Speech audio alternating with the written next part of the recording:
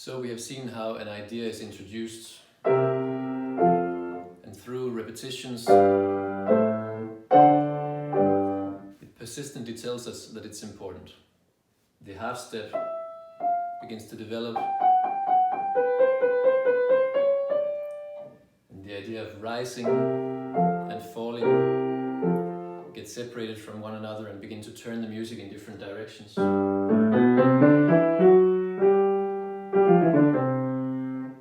From note to note becomes from harmony to harmony, and from passage to passage.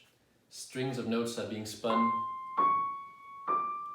and scales become increasingly more and more present and more important, and even become a very central element in the second theme.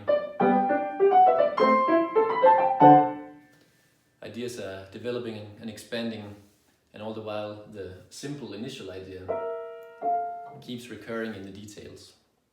The second movement continues with the same ideas, turning them around in various ways. And then comes the third movement, where direction and intensity of our ideas grow to their fullest. And now, seen in hindsight, it makes sense that the second movement had to be so much faster than normally, since it's part of the development going from the first movement to the third movement. And if it had been an actual slow movement, the music would run out of steam while on its way to its climax. This way, the second movement becomes an integral part of the drive. And then there's the finale, where the ideas get their final transformation, where the scales are set free and glisten between one another, and where there's nothing left but joy.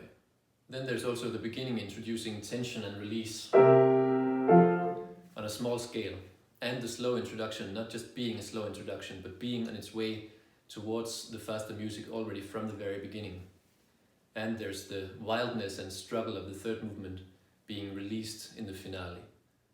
I think this is a very wonderful symphony, and it's so cool how Beethoven could write such a classical symphony, so classically contained in many ways, and at the same time going far beyond what a symphony used to be before him. It's a very bold statement to make for your first symphony, being in Vienna, and coming right after the big successes of Haydn and Mozart. And with it, Beethoven shows a new path in symphonic writing and an anticipation of something very extraordinary to come. People always talk about the big revolution of the Third Symphony, and rightly so, obviously. But I think this symphony is just as much a revolution in its own way, and that it's an unbelievable way to begin your symphonic output. If you're interested, I very much recommend studying the score and paying attention to these things that I've talked about. The symphony is full of aspects and details that contribute to how this music is developing, and I hope this video has given you a bit of insight into how exactly this is happening in this first symphony by Beethoven.